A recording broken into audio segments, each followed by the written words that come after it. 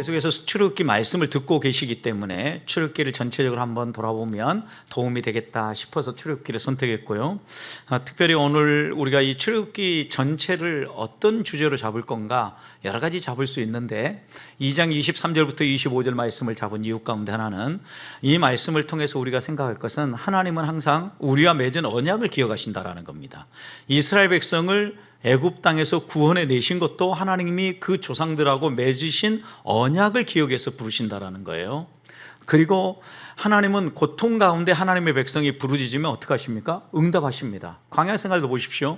그들이 힘들고 어려웠고 불신앙적 고백도 있었지만 하나님 앞에 간절히 나아가서 부르짖으면 어떻습니까? 그때마다 하나님 응답해 주십니다. 좋으신 하나님이시죠. 우리가 그래서 이런 하나님을 다시 한번 마음에 새기면서 이 출애굽기 전체를 통해서 하나님은 어떻게 묘사되는가, 출애굽기의 내용은 무엇인가, 그리고 또 앞으로 우리가 출애굽기 계속해서 좀 더 읽어갈 건데 그 내용을 한번 살펴보면 좋겠다 싶어서 오늘 오후 시간은 출애굽기 산책으로 이렇게 잡았습니다. 자, 출애굽기 하면 여러분 생각나는 게 뭐가 있습니까? 머릿속에 막 한번 떠올려 보십시오. 출애굽기, 홍해, 여러분 입모양만 봐도 따가워딱 느껴집니다. 또 열재앙 많이 있을 겁니다. 출애굽기 하면 첫 번째 모세오경. 모세오경의 한 권이에요. 모세오경이라면 창세기, 출애굽기, 레위기, 민수기, 신명기, 모세오경 가운데 두 번째 책이 출애굽기다. 자, 또 하나 우리가 빼놓을 수 없는 것은 출애굽을 하려고 하면 이 노예 생활이 힘들고 어려웠다라는 거 반드시 생각해야 되죠. 그러니까 노예 생활 빼놓을 수 없어요. 그러면 이 노예 생활에서 하나님이 건지실 때 어떻게 건지셨느냐? 열재앙으로, 10가지 재앙으로 애굽의 신들을 다 심판하시고 구원하셨는데 마지막 장자를 치시는 재앙을 통하여서 유월절 규례를 세우시고 유월절 어린 양으로서 예수 그리스도. 그래서 우리가 이런 걸 생각해 볼 수 있겠죠. 또 아까 말씀하신 홍해를 건너자마자 홍해를 통과해서 어디로 갑니까? 시내산으로 가죠. 그 시내산에서 이들이 얻은 게 무엇입니까? 십계명이에요. 하나님 백성의 법도죠. 그리고 나서 이 십계명에 이어서 십계명은 20장에서 나오는데 20장 후반부부터 해서 24장까지는 하나님 백성의 규례와 법도, 그리고 이제 그 다음에 성막 이런 것도 쭉 이야기를 나옵니다. 대략 출애굽기 하면 이런 것들이 이야기가 나오는데 여러분 출애굽의 배경을 한번 보십시오. 여러분 잘 알고 있는 것처럼 애굽의 그 고센 땅부터 해서 홍해, 아카바만 이 곳까지, 그래서 이 아카바만 끝쪽은 이스라엘과 요르단이 만나는 지역이죠. 그래서 이제 이 지역이 여러분 출애굽의 배경이 되어지고 이곳에서 이제 지금 이스라엘 백성이 어디까지 이동을 하냐면 홍해로 해서 시내산으로, 시내산은 여러 곳을 추정하는데 여기에 이제 마운틴 시내 이렇게 메모되어 있죠. 시내산 이 지역 정도로 보는 거예요. 그래서 이제 여러분들이 이런 부분들을 전체적으로 보면서 한번 보시면 이게 출애굽 전체 스토리가 진행되는 배경이 된다라는 것. 출애굽이 시작되려고 하면 야곱의 가족이 이주해 와야 되겠죠. 애굽에 머무는 가족. 아마 이 부분부터 시작해야 되는데 요셉을 판 이야기부터 시작해야 되겠죠. 노예로 요셉이 먼저 왔어요.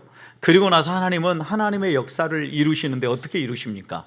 흉년을 통하여서 이스라엘 백성을 애굽으로 이주시킵니다. 70인의 가족이 이주해 옵니다. 그런데 이곳에서 430년 동안 고센 땅에서 목축업을 하면서 사는데 이 430년 하나님이 약속하신 대로 언약을 따라서 번성하게 해줘요. 그런데 이 430년 대부분을 이렇게 산 게 아니라 처음에는 요셉과 함께 어떤 생활을 했을까요? 극진한 대우를 받았어요. 올 때 귀족 생활을 한 거예요. 귀족 생활. 그런데 이 귀족 생활에서 어디로 갑니까? 노예 생활로 가요. 노예 생활. 여러분 여기에 키가 뭘까요? 귀족 생활에서 노예 생활로 넘어간 게 요셉을 알지 못하는 왕 때문에 그래요.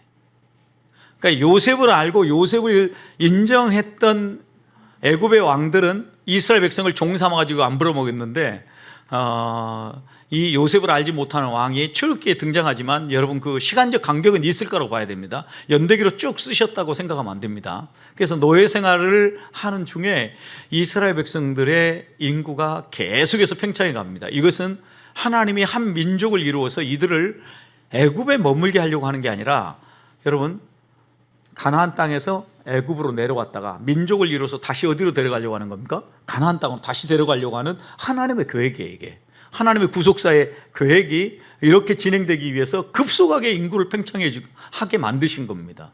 근데 인구 팽창을 하니까 바로의 입장에서는 위험한 민족으로 분류가 된 거예요. 그래서 산화전화 제한 정책도 하고 고된 노동을 가지고 계속해서 핍박을 하는 거죠. 그래서 오늘 우리가 함께 읽었던 이 본문이 출애굽의 아주 중요한 본문이 하나 되는 거예요. 신음하고 고통 가운데 하나님 앞에 부르짖으니까 하나님의 언약을 기억하고 이스라엘 백성을 애굽에서 건져 주셨다라는 거죠. 그런 점에서 출애굽기는요, 이스라엘 백성의 출애굽의 과정을 기록하고 있는 책이라고 말할 수 있어요. 여기에서 이제 우리가 또 빼놓을 수 없는 것은 이스라엘 백성을 구원해서 하나님을 예배하는 백성으로 만드는데, 예배하는 백성의 법도가 어디에서 나올 거냐? 거기에서 하나님이 율법을 수여합니다. 어디에서요? 시내산에서. 그리고 난 다음에 시내산에서 이 율법을 수여하고 하나님과 함께 이 이스라엘 백성이 머물 수 있도록 회막, 성막, 장막, 이렇게 이제 하나님이 거하시는 처소에 대해서 한 3가지 단어로 구약의 초기 성전의 모습이 이런 모습으로 기록되죠. 하여튼 성막 건축에 대해서 하나님이 구체적인 시각을 가르쳐 주십니다. 그리고 하나님은 그 약속을 이행해서 이스라엘 백성을 구원해 주시는 거죠. 하나님의 능력과 하나님의 신실하심이 아니면 이스라엘 백성이 애굽에서 구원받을 수 없었다는 것을 출애굽기는 명백하게 선포해요. 그래서 우리가 출애굽기를 읽으면 읽을수록 또다시 마음에 새겨야 될 것은 하나님의 능력과 신실하심에 대해서 마음에 새겨야 돼요. 저자와 기록 연대에 대해서 저자는요, 모세라는데 이의가 거의 없어요. 그래서 모세오경으로 한결같이 받아들여지고 있습니다. 약간 그 안에 문체적 차이 때문에 전문적으로 연구하는 사람들 가운데 몇몇 부분은 모세의 저작이 아닌 것 같다, 이렇게 이야기하는 사람들이 있습니다. 하지만 일반적으로는 이게 모세의 저작으로 모든 우리와 같은 조금 더 보수적인 그리스도인들은 모두가 다 이걸 모세의 저작으로 받아들인다라는 것. 언제 출애굽했느냐? 주전 1446년에서 1406년 이 사이에 기록되어졌고, 이때 아마도 출애굽한 것으로 보여진다라는 게 거의 이의가 없는 그 연대에 대한 이해입니다. 아마 이때는 애굽의 바로 왕이 아멘호텝 한 3세 정도였지 않았을까, 출애굽할 때 당시에. 그래서 여러분 그 일반 역사 이야기 가운데도 아멘호텝 3세 이야기 뭐 이렇게 해가지고 모세 이야기와 함께 이런 스토리를 많이 쓴 책들을 여러분 보게 될 겁니다. 가끔 그런 소설 책들을 한 번씩 읽어보면 출애굽기 배경에 대해서 여러분들이 이해하기 좋습니다. 히브리어 제목은 웨엘레 세모트라고 해서, 그리고 이것들은 그 이름들이다, 이게 히브리 원래 제목이에요. 출애굽기가 아니라. 웨엘레, 웨라는 이 단어는 접속사거든요. 그래서 그리고 이런 의미예요. 웰레, 이것들은 세모트, 그 이름이다. 이렇게 이제 우리가 그 원래 제목이 이렇게 있는데, 출애굽기에 여러 가지 이름들이 나오는데 아마도 이런 것들 때문에 출애굽기의 히브리어 제목은 이렇게 붙여지지 않을까. 그리고 우리가 알고 있는 출애굽기라는 것은 상당히 의역됐는데 70인역에서도 이 출애굽기를 어떻게 이름 붙였냐면 엑소더스로 붙였어요. 나감, 출발, 탈출. 그러니까 성경책 제목을 붙이려면 출발, 탈출 이렇게 붙여야 되는데 출발, 탈출 이렇게 안 붙이고 출애굽 이렇게 붙인 거죠. 그러니까 우리 성경은 70인역을 따오긴 따온 것 같은데 이것을 의역해서 출애굽기 이렇게 붙였다라는 거. 여러분 그러면 이름을 평하게 알 수 있겠죠. 자, 그럼 출애굽기 수신자는 누구냐? 두 그룹으로 생각해 볼 수 있는데, 하나는 출애굽 당시의 사람들이라고 보는 관점이 있어요. 이것은 시내산 언약 직후에 이 출애굽기가 쓰여졌을 거라고 생각하는 거예요. 왜냐하면 시내산 언약 이후에 이스라엘 백성이 가데스 바네아까지 가는 기록으로 이 출애굽기가 기록되거든요. 그래서 이 근거로 출애굽기 17장 14절 보면 이렇게 기록해요. 같이 한번 출애굽기 17장 14절 앞에 나와 있으니까 한번 읽어볼까요? 시작.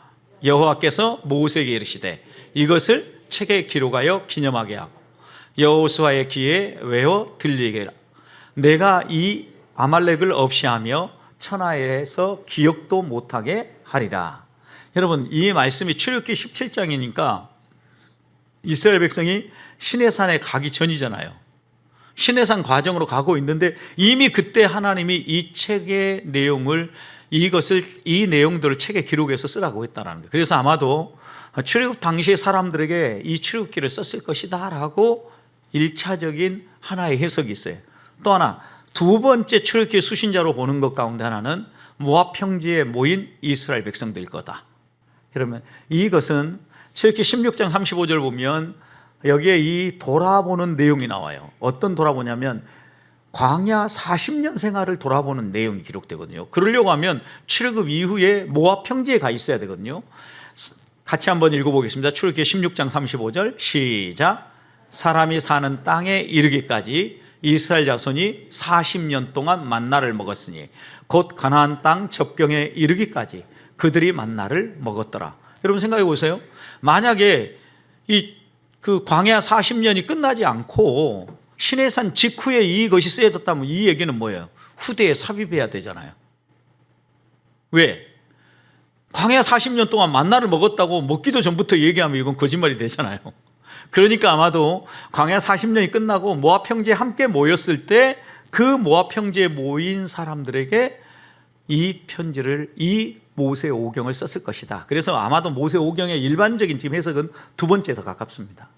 수신자를 모압 평지에 애굽 땅에 들어가기 전에 모세가 다시 한 번 더 하나님의 말씀을 정리하면서 이 출애굽기의 말씀 그리고 레위기 민수기의 말씀 기록했을 것이다 라고 이야기를 합니다. 자, 그럼 기록의 목적은 뭐냐? 뭐 때문에 이 출애굽기를 썼을 거냐?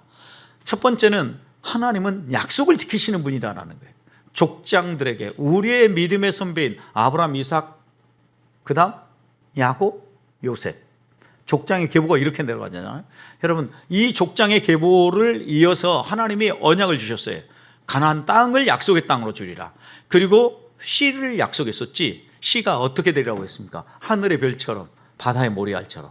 그 언약을 성취하기 위해서 하나님이 이 언약 성취의 인큐베이터로 뭘 사용한 거예요? 애굽을 사용했다라고 얘기해요. 여러분, 그러니까 애굽은 하나님의 뜻을 성취하는 하나의 인큐베이터였다. 여러분, 인큐베이터, 아직 미성숙한 자녀가 태어났을 때 이 아이를 그곳에서 건강하게 성장하게 만들어주는 것처럼 하나님이 이스라엘 백성을 하나의 민족으로 세워감에 있어서 하나님의 언약을 시행함에 있어서 애굽이라는 인큐베이터를 사용했다라고 이렇게 해석을 하는 겁니다. 출애굽을 통해서 택하신 백성을 구속하시는 하나님의 주권, 은혜, 이걸 또한 드러내는 거죠. 여러분, 그러니까 보세요. 하나님이 약속을 지키시는 분일 뿐만 아니라 하나님은 약속한 대로 이스라엘 백성을 구원하시고 하나님의 백성으로 세우시는 분이라는 거죠. 그러니까 이것을 세울 때 하나님이 무엇에 따라서 하나님의 절대 주권이에요. 하나님의 계획. 이미 하나님이 주권을 따라 계획한 대로 행하시고 또 이것을 이루어 가심에 있어서 무엇을 시행해요? 은혜를 시행해요. 여러분, 하나님의 이 구원 사역을 하는데 여러분 애굽을 심판할 때도 그렇고 광야 생활도 그렇고 하나님의 전적인 은혜가 시행되어지는 게 출애굽기에서 확연하게 보이잖아요. 그래서 우리가 이 땅 광야 같은 이 세상을 살아갈 때 꼭 기억해야 될 게 뭐라는 거예요? 하나님의 절대 주권과 은혜를 기억하라는 거예요. 하나님이 우리의 삶을 책임지신다라는 거죠. 그리고 또 하나는 이제 이 출애굽기를 통하여서 하나의 나라가 출발하는데 여러분 그때 그 전까지는 족장이었잖아요. 가족 중심이었잖아요. 그런데 하나의 민족을 이룹니다. 이제 대민족을 이루죠. 적어도 한 이게 60만 그렇다 그러면 한 120만에서 200만까지도 내다봅니다. 그래서 한 200만 명 정도 되는 사람이 움직이는 하나의 국가로. 그런데 어떤 국가입니까? 하나님이 왕이 되어서 하나님이 다스리는 신정국가로 하나님이 출범하기 위하여서 이 출애굽기를 기록하게 하시고 또 이 출애굽기를 통하여서 이스라엘 백성을 구원해 가신다라는 거예요. 이런 기록 목적과 하나님의 약속을 지키는 분이다. 구속과 하나님의 주권, 은혜를 알려주시는 거다. 또 하나는 하나님이 이스라엘이라는 나라를 하나님이 다스리는 나라로 신정국가로 출범시키기 위해서다. 그럼 신학적 강조점들이 있는데 어떤 강조점들이 있냐? 하나님은 구속을 할 때 약속을 따라한다는 거예요. 그러니까 지금 우리의 구원도 생각해 보십시오. 여러분, 내가 좋아서 내가 선택하고 내가 이 교회를 나온 것 같아도 하나님이 미리 작정하고 예정하시고 우리를 부르셨다라는 거예요. 예정, 예지서를 우리는 믿어요. 그래서 하나님이 우리를 미리 예정하고 그것이 뭐예요? 언약이에요. 언약, 약속이죠. 하나님이 그 언약에 따라서 절대 우리가 깨도 깨지지 않는 언약이에요. 그래서 여러분 혹시 노만 세이크라고 들어보셨습니까? 노마 사람들의 악수법. 그 사람들 우리처럼 이렇게 악수하지 않고 노만 악수법은요 이렇게 잡아요. 손목을. 그러니까 한 사람이 손을 딱 놔버려요. 그러면 놔져요 안 놔져요? 그래도 잡혀 있는 거예요. 이게 하나님이 우리를 세이크하는 방법이에요. 우리를 잡을 때 하나님의 손은, 우리는 손을 놔도 하나님의 손은 우리 손목을 꽉 잡고 있다라는 거예요. 이게 언약이에요. 이게 언약. 그럼 우리는 불성실해서 하나님의 언약을 깨트려도 하나님은 우리와 맺은 이 언약을 절대 깨지 않으신다라는 거예요. 이게 우리가 믿는 하나님에 대한 부분이에요. 그래서 구속도 하나님이 창세전에 계획한 대로 우리가 어떤 행동을 하는 것과 상관없이 쭉 하나님의 역사를 이루어 가신다라는 거예요. 역사 속에서 일하시는 하나님의 선택과 은혜. 왜냐하면 이제 하나님의 백성을 구원하고 역사하시는데 어디에서 역사해요? 이스라엘 백성이 애굽 땅에서 구원받아요. 그리고 광야라는 이곳에서 하나님의 손길을 경험하죠. 일상생활 가운데. 그래서 하나님은 어떤 분이냐? 역사 속에서 일하시는 분이시다. 그 역사 가운데서 이스라엘 백성을 선택하고 노예 생활에 이스라엘 백성을 구원하시고 은혜를 베푸시며 이끌어 가신다라는 거죠. 그리고 이제 여기에서 이제 우리가 또 하나 이제 붙잡아야 될 건 뭐냐면 하나님의 신실하심이에요. 어떤 점에서 약속한 것을 반드시 지키는 하나님의 신실하심을. 그래서 이런 강조점들을 출애굽기를 통해서 계속해서 보라는 건데, 하나님 나라를 반영하는 민족으로서 이스라엘의 역할이 뭐겠어요? 하나님 백성은 어떻게 사는가? 하나님 백성은 무엇을 의지하는가? 이게 이제 결국 십계명 이후에 나오는 규례, 법도 이런 것들이 다 드러내는 거예요. 자, 내용으로 전체를 놓고 본다면 여러분 잘 안 보이실지 모르겠는데 19장, 18장까지 놓고 보고 19장부터 갈라진다라고 생각하면 돼요. 그러니까 18장까지는 애굽에서 고난과 구원의 은총에 대해서 얘기해요. 19장부터는 이제 하나님 백성으로서 하나님과 어떻게 동행하는 삶을 살 건가. 그래서 이 19장 이후로부터는 하나님께서 나타나셔서요, 율법도 주시고 또 하나님 백성의 도리도 가르쳐주고 하나님과 함께 거하기 위해서 뭐도 지으라고 얘기합니까? 성전도 지으라고 얘기하는 거예요. 이게 이제 쭉 진행되는데, 앞에 이 18장까지의 단락에서는 하나님께서 승리의 행군, 이제 애굽 땅에서 출애굽해서 나오게 하시죠. 12장. 그리고 홍해를 건넙니다. 15장. 이런 중요한 단계들을 여러분 보시면서 이 구원의 이야기는 이야기체예요. 설화체. 이야기체로 역사를 기록했어요. 그리고 19장부터 해서 마지막 40장까지는요 법조문 형식으로 써요. 그러니까 문체 자체가 좀 다르죠. 앞에는 스토리라고 하면 지금 이제 20장 우리가 그 율법서 지금 읽고 있잖아요. 이 부분은 법조문 형식의 형태로 글을 쓰고 있다라는 거예요. 여러분, 이거는 이제 우리가 풀어서 보니까, 그리고 우리 성경은요 전부 다 산문체로 번역해 놓은 거예요. 그러니까 이게 지금 이게 설화체인지 산문체인지 아니면 시인지 법조문 형태인지 전혀 감이 안 오는데, 히브리 원문을 보면 이게 분명하게 그냥 확 드러나요.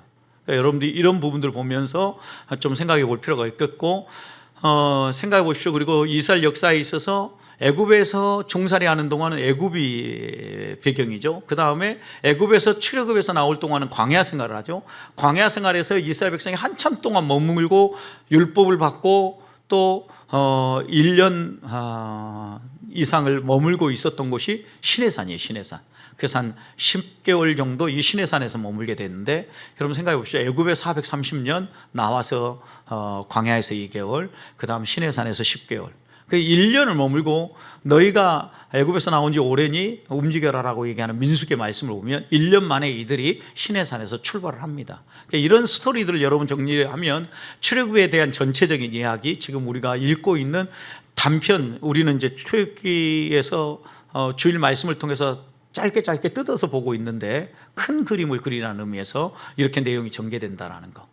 한 내용을 한번 좀 더 구분해 보면 1장에서 11장을 놓고 보면 노예 생활에서 구원, 왜냐하면 12장이 탈출 이야기잖아요. 하나님의 큰 구원에 대한 이야기를 이야기하고, 이 단락에서 주로 나오는 이야기가 열재앙이에요.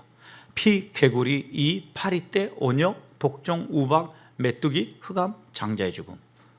우리는 이제 이게 하도 학교에서 시험도 보고 막 그래가지고 피개입, 박독, 우매, 흑장, 그럼 10가지 재앙 딱 쓰는 거예요. 한 단어로 딱 기억하고 있어야 그 다음에 풀어 쓰는 거거든요. 그러니까 여러분들도 이제 이런 부분들이 어떻게 보면 한 번 머릿속에 축적해 놓고 나면 두고두고 써먹게 돼요. 두고두고 기억하게 돼요. 그러니까 10가지 재앙은 어떻게 보면 애굽의 신들을 심판하는 재앙인데 여러분들이 한번 마음속에 이것도 새겨보면 좋겠다 생각이 듭니다. 자, 그리고 나서 12장에서 18장까지 이 단락에서는요, 광야 생활이에요. 시내산까지 오는 거예요. 그리고 시내산 앞에 딱 썼을 때 19장부터 이제 법조문 형태로 바뀌는데 언약을 맺기까지인데 이 시간 동안은 영적인 긴장 관계가 드러나요. 어떤 영적인 긴장 관계냐?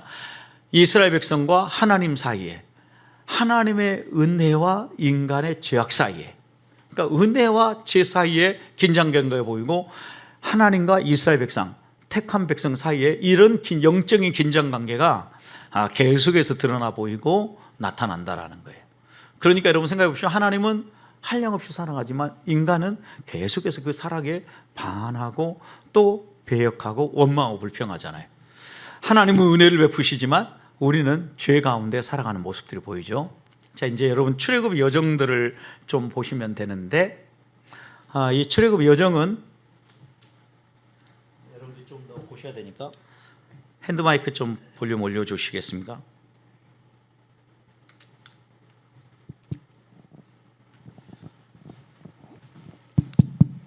이스라엘 백성이 살았던 곳이 이 고센 땅이죠. 고센 땅. 그리고 이 고센 땅에서 출발할 때 이스라엘 백성이 했던 작업 가운데 하나가 남셋의 국고 성을 짓는 일이에요. 국가가 여러 그 외세 침입에 대비하기 위해서 준비를 하는 건데, 그래서 출발을 이 남셋에서 출발해요. 출애굽을 할 때. 출발의 여정을 보면, 그래서 장막 친 곳이 숫곳이죠. 숫곳으로 내려와서 비하이롯, 에담을 거쳐서 홍해를 아마 이 근처에서 건넜을 것이라고 추정하는 거예요. 그래서 홍해를 건너서 뭐 이렇게 돌아갈 수도 있었겠지만 홍해를 건너서 마라의 쓴물 사건, 마라의 쓴물 사건, 엘림의 종려 나무 12그루, 12샘, 12지파. 여러분 기억하기 좋죠? 다 12로 친 거예요. 그리고 난 다음에 돕가로 가는데 여기에 보면 이 부분이 신광야예요. 신광야. 여기가 신광야, 또 신의 광야. 왜? 여기가 신의 산이거든요. 신의 산을 품고 있다고 해서 신의 반도라고 크게 붙이기는 해요. 여러분 그러니까 이렇게 신의 산에 와서 여기에서 10달 동안 머물렀어요.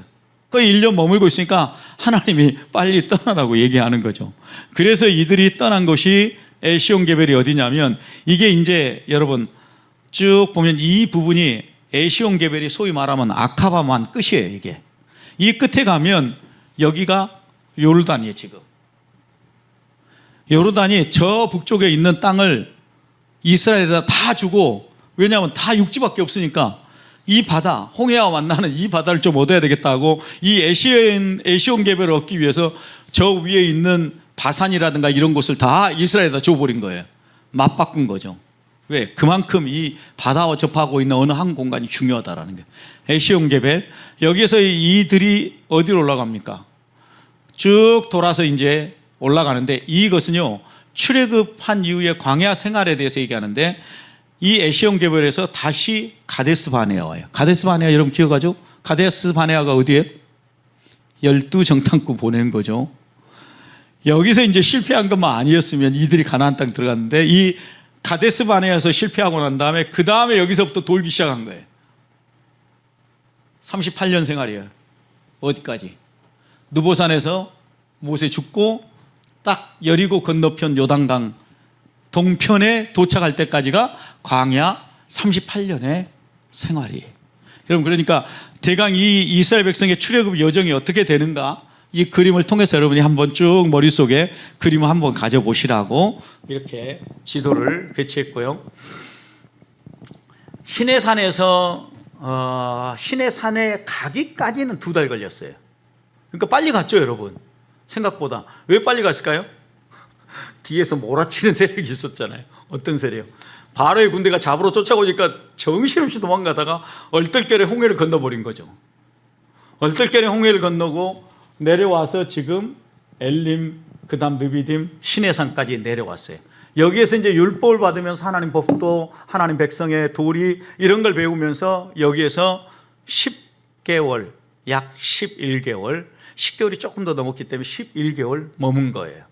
그리고 11개월이 넘어서서 이들은 결국은 가데스 바네아를 향하여서 출발을 합니다. 이게 이제 출애굽기의 전체 여정인데, 출애굽기에서 가나안까지의 여정을 보세요. 시내산까지 오는데 2개월을 그리고 11개월을 머물러요. 이것은 민수기 10장 11절을 보는데, 여러분 한번 민수기 10장 11절 한번 찾아보시기 바랍니다. 왜냐하면 좀 졸리려고 할 때는 성경을 좀 찾아봐야 돼요. 민수기 10장 11절. 하나님이 사랑하는 자에게 잠을 주신다고 막 자시면 안 됩니다. 이럴 때는 좀 사랑 안 받으셔도 됩니다. 10장 11절. 자, 같이 한번 읽습니다. 시작.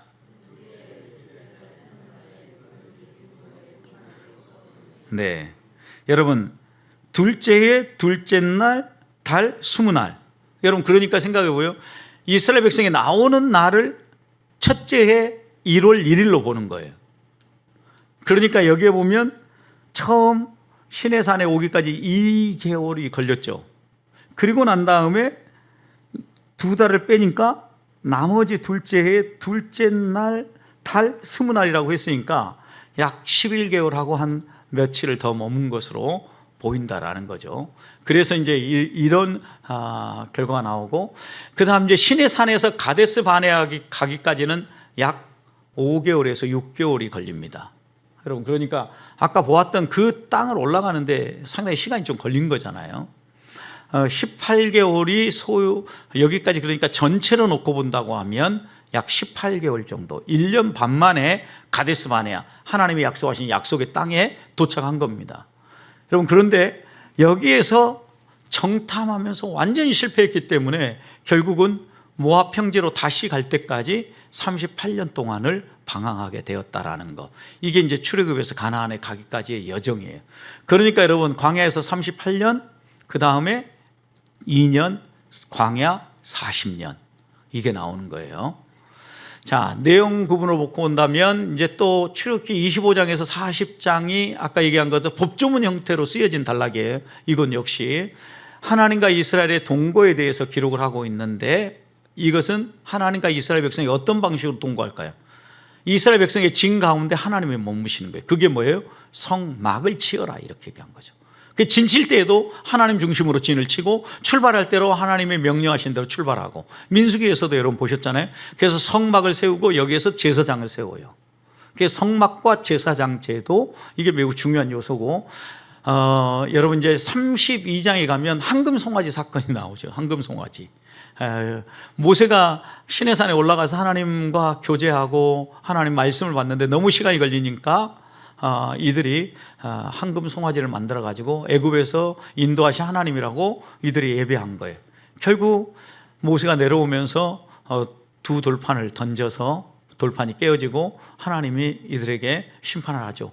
비느하스와 함께 하나님 편에 선 사람들 빼놓고는 다 진멸하지 않습니까? 그때 하나님이 이제 하나님은 모세의 기도를 들으시고 이스라엘 백성을 다시 한번 용서하시면서 구원해 주시는 사건이 바로 출애굽기 후반부에 나오는 이야기입니다. 그리고 이제 32장 넘어서서 33장부터 쭉 보면 성막에 대한 하나하나 조목조목이 나오는데, 여기에서 이제 40장에 가서 성막이 완성되면 하나님께 봉헌을 합니다. 봉헌. 근데 성막 봉헌을 할 때 하나님의 영광이 그 성막에 가득했더라, 이렇게 얘기하거든요. 하나님의 영광이 나타나고 하나님의 임재가 확연하게 드러났다. 우리가 이것을 출애굽기에서 볼 수 있는 거거든요. 자, 그래서 성막 구조 여러분 이제 또 한번 보시면 이제 이 성막 구조 한 번 더 보여드리도록 하겠습니다. 성막 구조에서 여러분 보시면 제일 밑에 이 아랫부분, 이 부분이 출입문이에요. 출입문. 이쪽에서 들어와서 이렇게 된다면 여기가 출입문이에요. 출입문. 출입문에서 이렇게 쭉 들어가고 여기가 성소와 지성소가 이 안에 있다라는 거예요. 성소와 지성소는 이런 비슷한 형태로 만들었을 것이다라고 얘기해요. 그래서 성소에서 막 들어가자마자 제일 먼저 만나는 게 뭐예요? 번제단이죠. 번제단. 제물을 잡아서 태워서 하나님 앞에 드리는 번제단. 그리고 번제단을 지나고 나면 손을 깨끗이 씻는 물두멍. 물두멍을 통과해 가지고 이제 성막 안으로 들어가면 성소, 지성소. 성소와 지성소로 구분하는데, 성소에서 여러분이 눈여겨봐야 될 것은 금 등대와 진설병 상이 마주보고 있다라는 거예요. 여러분, 금 등대는 하나, 둘, 셋, 넷, 다섯, 여섯, 일곱, 촛대가 7개예요. 이걸 뭐라고 얘기합니까? 다윗의 촛대라고 얘기해요. 조금 더 보여드릴 겁니다. 이것은 다윗의 촛대. 그리고 이 금 등대에 불이 꺼지지 않아서 진설병상, 어떻게 보면 진리의 말씀, 이 떡상에 항상 비치게 하라는 거예요. 그리고 이제 뒤쪽으로 가면 금향단. 금향단은 여러분 여기 불을 피우는 것이 아니라 뭘 필요해요? 향을 피우는 게 향. 그래서 이게 성도의 기도라고 얘기하는 향단이에요. 그리고 그 향단을 넘어서 들어가면 지성소. 지성소 안에는 법궤가 있죠. 법궤에는 3가지가 들어있었죠. 아론의 쌍난 지팡이, 또 만나 항아리, 또 하나는 십계명의 2돌판. 여러분 이제 뭐 성경 열심히 읽고 계신데 이럴 때 막 잘잘잘 나오시는데, 예부 평소에 아시면서 예부 강사 와서 대답하라고 하면 절대 대답 안 하시더라고요. 언제부턴가 대답을 안 하셔가지고 모르시는 것처럼. 자, 이렇게 이제 성막의 구조가 생겼고, 성막 휘장을 내 기둥에 이렇게 다 박아서 성막에 접근하지 못하도록 테두리를 친 거예요. 여러분들이 이제 이런 부분들을 한번 보고 나면 이제 조금 더 머릿속에 그려질 건데, 성막은 출애굽기 2년 1월 1일에 건립했다. 출애굽기 40장 17절에 나와 있어요. 한번 출애굽기 40장 한번 펴보겠습니다. 출애굽기 40장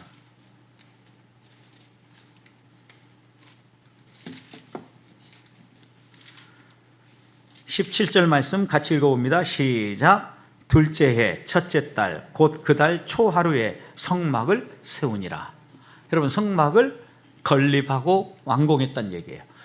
하나님이 백성들의 대표를 만나는 장소가 바로 이 성막이에요. 모든 백성을 다 만나는 게 아니라 대표를 만났어요. 대표. 그 대표가 제사장들. 자, 이 성막은 하나님의 임재의 상징이었어요. 항상 하나님이 임재하시는 상징이었고, 하나님이 지시한 식양을 따라서 성막을 만들었어요. 자, 이 성막에서 이제 제사장들과의 역할, 그리고 성막의 양식, 이런 것들 여러분 다 있는데, 여러분 좀 보시면 이제 좀 도움이 되는 게 뭐냐? 에봇이에요, 에봇. 이게 제사장이 입었던 옷이죠. 파란색 말고 겉에 나와 있는 이 옷이 에봇인데, 제사장의 의복이라고 말하고, 양쪽 어깨에 거는 앞치마 모양의 겉옷이에요. 그리고 하나님의 뜻을 물을 때 이 옷을 입고 우림과 둠밈을 하나를 선택해 가지고 하나님의 뜻을 판결했고 구했다고 해요. 그래서 여기에 이 제사장의 옷은 5가지 색 실로 옷을 만들었는데, 금색, 청색, 자색, 홍색, 흰색. 여러분, 이 색이 다 이 안에 들어있는 거예요. 이 옷 안에. 자, 그러면 이제 여기에서 보세요. 여기가 흉패예요, 흉패. 여러분, 이 흉패는 보석이 12개가 붙여 있어요. 그 왜 12개일까요? 12지파 이름이 이 보석마다 쓰여졌기 때문에 12개예요. 간단하게 생각하시면 돼요. 그래서 흉패가 이렇게 생각이 있는데, 각각의 보석의 색깔을 다 들고 다 다르게 했어요. 그러면서 대제사장이 성소와 지성소에 들어갈 때 가슴에 이 패를 메고 들어갔는데, 이스라엘 12지파를 다 품고 대제사장이 들어간다는 의미에서 이 흉패를 붙였어요. 그리고 금색, 청색, 홍색, 자색, 가늘게 꼰 배실 가지고 이것을 만들었다라는. 여러분, 가로 세로 한 뼘, 한 뭐 15cm 정도, 한 뼘 정도 사방 정사각형의 흉패였다 그래. 딱 이만큼 들어오겠죠, 여러분. 보통 일반 제사장들. 12지파의 이름이 여기에 새겨져 있었고, 이 속에는 뭐가 들어있었다? 주머니 형태였는데, 이 주머니 안쪽에 우림과 둠밈이 들어있었다라는. 그걸 가지고 하나님의 뜻을 판결할 때 사용했다. 여러분, 우림과 둠밈은 이렇게 생겼어요. 흰색, 검은색. 여러분, 흰색이 우림, 히브리어로. 그 다음 툼밈, 이렇게 할 수 있어요. 이렇게 쓰여져 있는 돌이 들어있는데, 추정하는 거예요. 모양과 만든 재료에 대해서는 정확하게 알려지지 않았다. 하나님의 뜻을 묻기 위해서 사용했던 도구다. 둘 중에 어떤 것이 뽑히냐에 따라서 하나님의 뜻이 어느 쪽에 있는가를 확인했다라는 거예요. 사용 방법도 구체적으로는 나오지 않지만 하나님의 뜻을 물을 때 우림과 둠밈으로 물었다. 예를 들어서 우리가 이제 예를 들어 경기를 할 때 공격할래 어느 지역을 선택할래 할 때 동전을 던져가지고 동전 양면 가운데 어느 한쪽을 선택하게 하죠. 이것처럼 우림과 둠밈을 통해서 하나님의 뜻을 분명하게 확인하는 도구로 사용했다. 번제단, 여러분 번제단 이렇게 생겼어요. 번제단은 무엇으로 만들까요? 놋으로 만들었죠. 그래서 놋단이라고도 얘기했어요. 놋단. 여러분 이렇게 그물망처럼 아래가 있어야만 이 번제단에 뭐가 타고 피어오를 거 아닙니까? 밑에 막혀 있으면 안 피우겠죠. 여러분 그래서 제사를 드릴 때 제물을 태우는 단으로 놋으로 만들어서 놋단이라고 얘기했어요. 세상 죄를 위해서 십자가 위에서 죽임당하신 예수 그리스도를 예표하는 게 번제단이에요. 왜? 예수 그리스도가 우리 죄를 대신 담당하고 완전히 다 희생해 주셨잖아요. 그래서 항상 여기에 불이 붙어 있었어요. 상번제 이렇게 얘기하죠. 항상 불이 붙어 있었어요. 언제나 하나님 앞에 나와서 제물을 드릴 수 있도록 여기에 불은 끄지 않았다. 그리고 심판의 장소이면서 동시에 생명의 길을 의미한다. 여러분 생각해 보십시오. 예수 그리스도가 어떤 사람에게는 심판입니까? 예수 그리스도를 부인하고 믿지 아니하는 사람에게 심판의 기능을 하지만 예수 그리스도를 믿고 따라가는 사람에게는 생명의 길 역할을 한다. 여러분 그런 점에서 번제단이고, 법궤는 여러분 이렇게 생겼어요. 여러분 위에 부분 보면 이렇게 날개가 있죠. 이게 천사 그룹의 날개의 형상을 하고 있는데 이 뚜껑을 뭐라고 그러느냐? 하나님의 은혜가 임하는 뚜껑. 그래서 시은자 이렇게 얘기했어요. 이 법궤는 조각목에다가 금박을 씌워서 만들었는데 양쪽에 있는 두 개의 기둥은 뜰채예요. 여러분 뜰채는 이게 사람들이 반드시 손으로 잡지 말고 어떻게 이동하라고 했어요? 어깨에 매서 운반하라 그랬잖아요. 그러니까 틀채에 끼워가지고 운반했던 거죠. 법궤를 덮는 뚜껑이 속죄소다. 아까 제가 말씀드렸던 것은 카포라떼, 또 히브리 헬라어로서는 힐라스테리온 이렇게 얘기하는 부분이에요. 여러분 그러니까 여기에 시은자, seat of mercy라고 해가지고 시은자 이렇게 얘기하거든요. 여러분 그러니까 이런 자비의 장소가 법궤 뚜껑이었다라는 거예요. 이 뚜껑을 하나님의 은혜 임재 장소로 믿고 있는데 이것은 로마서 3장 23절부터 25절을 그대로 드러내요. 이 본문도 매우 중요한 본문 가운데 하나예요. 여러분 그러니까 좀 살펴볼 필요가 있고, 아론의 쌍난 지팡이, 만나 항아리, 두 돌판 이 세 가지가 이 안에 들어있었죠. 하나님의 임재를 상징하는 게 법궤였고 하나님의 계시가 이 법궤, 왜? 십계명에 두 돌판이 들어있었으니까. 그리고 이것을 통해서 하나님 우리를 인도하신다라고 생각했으니까 항상 법궤를 맨 사람이 어떻게 해요? 앞서가고 이스라엘 백성이 그것을 보면서 뒤따라갔어요. 그리고 하나님은 이 법궤가 있을 때 능력을 행했어요. 웃지 못할 해프닝은 사무엘서 보면 법궤만 있으면 무조건 이길 줄 알고 싸움에서 지니까 법궤 빨리 가져와라 해서 법궤 놔뒀다고 법궤까지 빼앗겨버리는 이런 아픔이 있었죠. 언제요? 엘리 제사장 시절에 이런 일이 있었잖아요. 여하튼 법궤는 하나님의 능력으로 표현되어졌어요. 그런데 이 법궤는 예수 그리스도를 상징하고 영원한 하나님 나라의 천국을 상징한다. 이게 해석학자들의 이야기입니다. 여러분 진설병상이 나오는데 진설병상 위에는 12지파의 떡이 올라가 있는데 여러분 저런 형식의 떡이었을 것이다. 왜냐하면 지금도 이 중동이나 이스라엘 가보면 이런 떡을 많이 먹거든요. 그러니까 아마도 이런 형태의 떡이었을 것이다. 상 위에 항상 진설병이 진설되어 있었다는, 저렇게 12지파의 떡이 조각목으로 만들었어요. 역시 이 금박을 씌웠던 것이고, 성소의 상에서 하나님의 깊은 사랑과 하나님과의 깊은 교통을 누리는 것. 여러분 우리도 그러죠. 좀 서먹서먹하면 뭐 한 번 하면 된다 그럽니까? 가서 밥 한 끼 먹고 이야기하다 보면 사람들 관계가 부드러워진다 그러죠. 뭐 남자들은 사우나 한 번 갔다 오면 되고, 또 옛날에 뭐 여러 가지 뭐 이런 거 한 번 하면 좀 했나 것처럼 하나님이 이 성소에 나와서 이스라엘 백성과 교제하라. 그리고 교제의 떡을 나누고 먹어라. 이게 진설병상의 떡이었다라는 거예요. 생명의 떡이신 예수 그리스도를 상징하는 게 바로 이 진설병상이고요. 여러분, 이게 다윗의 촛대예요. 아까 제가 금 촛대가 7개 있다 그랬죠. 그래서 다윗의 촛대는 이렇게 날개를 펴는데 7개, 가운데 중앙으로 하나 놔두고 양쪽으로 3개씩 해서 다윗의 촛대, 이게 금 장대, 금으로 만든 촛대였죠. 촛대. 진설병 상과 마주대하고 있는데, 우리가 촛대 이러니까 여기다 초를 피웠을 거라고 생각하는데 기름을 뗐어요. 기름, 향유, 특별히 제작한 향유. 등잔대의 불빛이 항상 진설병 상을 비출 수 있도록, 떡상을 비출 수 있도록, 진리의 말씀을 비추도록 이 등잔대가 앞에 놓여졌다라는 거.